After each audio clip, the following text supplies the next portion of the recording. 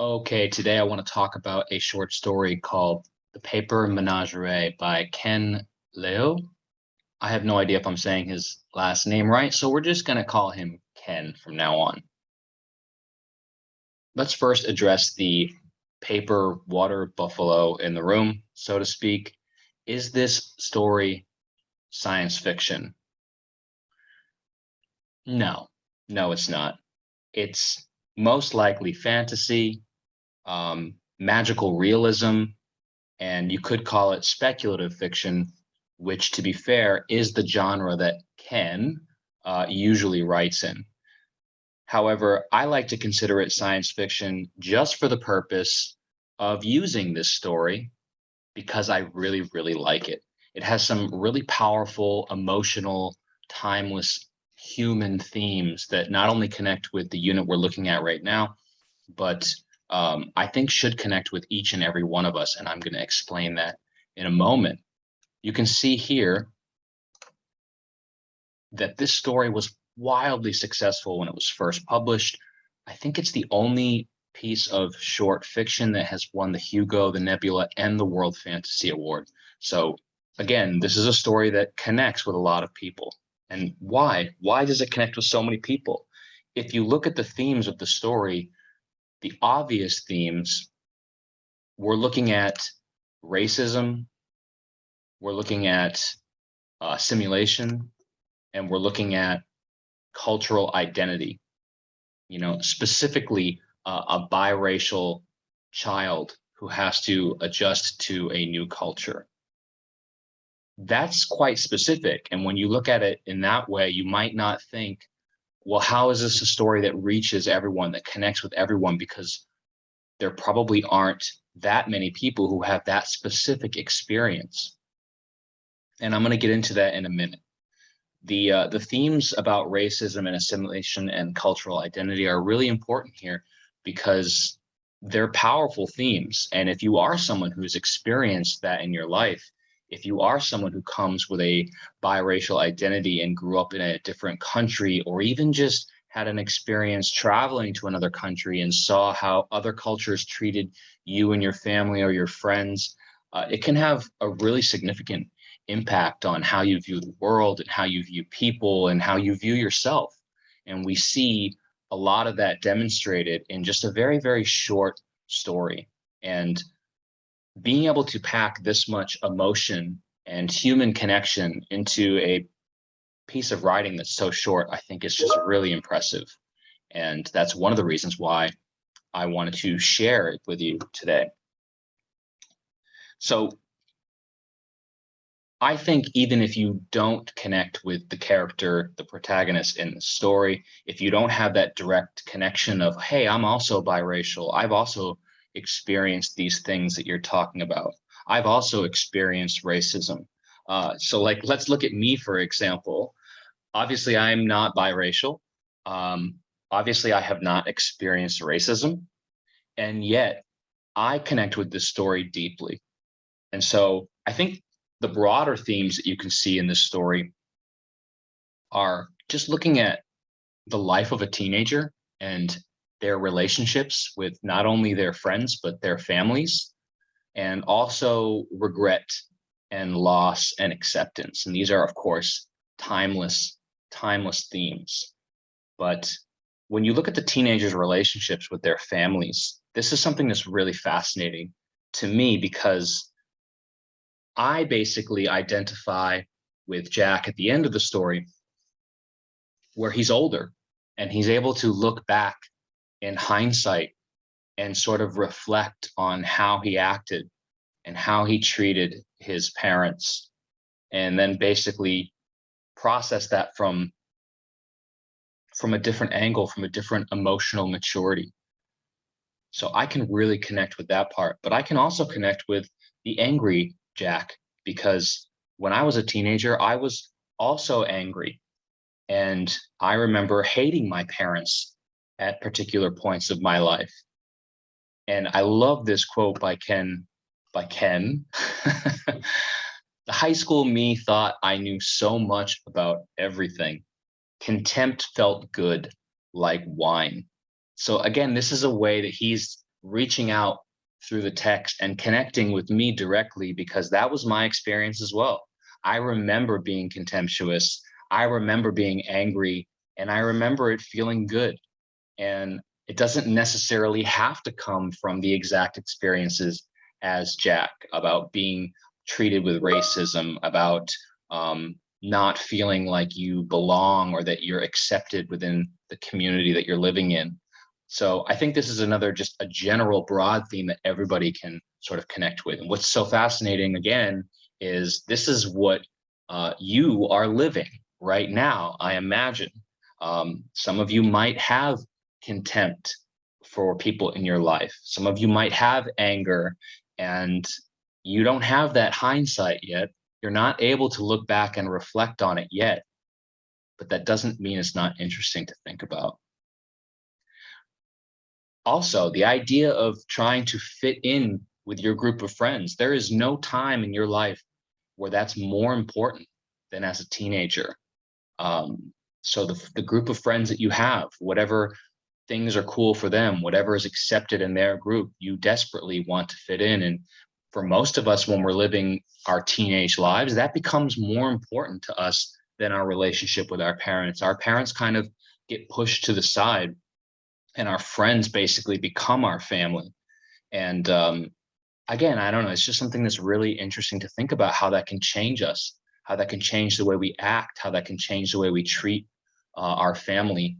And you can see it obviously here in Jack's situation, the way that he completely changes himself in order to fit in and be accepted with his friends. It's a very powerful motivator. And it's just another thing that's interesting to think about. So I did want to share a couple of quotes with you as well. These are quotes that I would love to take credit for them, that I'm this thoughtful and intelligent, but I actually ripped these off of a YouTube video that was breaking down this story on the internet. And there's a lot to process here, a lot to think about. So I just wanted you to read it and think about it. Nothing really other than that. There's a lot to chew over. So let's take a look at this first one from Gabrielle Alade, however you say her last name, from YouTube. So she says, Jack is rejecting himself when he rejects the paper menagerie. They are a projection of himself. The water buffalo wallowing in the soy sauce is Jack playing with it. The shark swimming in the water is Jack using his imagination as he plays. As a child, the origami animals are real for Jack, like any child playing with any toy believes it is real or wants to. At the same time, they are a metaphor for his cultural identity. When he first saw the boy's Star Wars toy, it was lifeless and uninteresting to him because he was not connected to it like he was to the paper tiger. It was not made from love. It was not filled with his heritage. As he becomes ashamed of his Chinese self, he rejects the origami. This is symbolic of him rejecting his heritage. He is hiding it away like he hides the origami away. Rejecting his mother is a byproduct of rejecting himself. She is the physical embodiment of everything he doesn't want to be. He is experiencing self-hate. He struggles through adolescence with his identity and probably his love for his mom. Again, typical behavior in kids his age. But in Jack's case, the struggle is exacerbated by the prejudice from society because he is biracial and the child of an immigrant. This struggle explains why the origami animals escape now and then from the box. But in the end, as he distances himself from who he is, as he locks it away, he loses all connection to his family and to what is good and right. He is rootless. He puts more value on things like a job interview than visiting his mother's deathbed. Then, as an adult, when we all come back to ourselves and are able to accept ourselves for who we really are, he comes back to the paper tiger and discovers his heritage. But now it must be translated for him because he has not kept it, and it has become something foreign to him. The letters are his mother's final gift to him, a way to recover his identity. Significant too are the fact that the paper menagerie are, like Jack, both Asian and Chinese and Western American. They are made of scraps of Christmas wrapping paper. So I just think there's so much great stuff in this comment, and I really couldn't have said it better myself. One of the things I think is so interesting is this part where she talks about Jack experiencing self-hate. Because if you read the story, there isn't really a part of it where he addresses that directly and says, I hate myself. Instead, he turns it on his mother. I hate my mother. I hate everything that she represents. But it's very clear that by hating his mother, he's hating himself, because his mother is a part of who he is.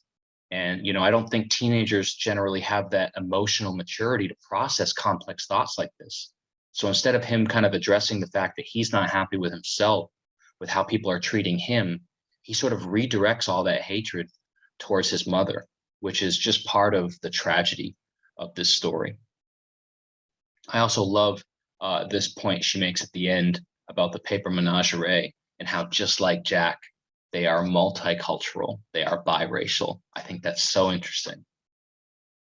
And then this other thought I wanted to share with you is from Michael Nip on YouTube as well. Leapfrogging off of the interpretation you have of the origami reflecting on the themes of the story, the buffalo and the soy sauce could have represented Jack or his mother absorbing different cultures and it affecting them, and the plastic wrap was a sort of shield. The other interesting element was that of the shark. When the shark was thrown in the water, it became translucent. It could be a symbol of assimilation. Additionally, the shark was remade with tinfoil to keep the water from damaging it.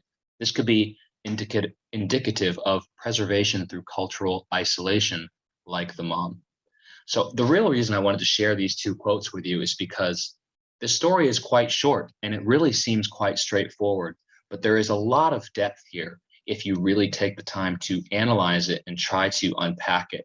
And I just wanted to sort of shine a light on that possibility, that this story can have almost as many levels of depth or layers to it as you want it to have.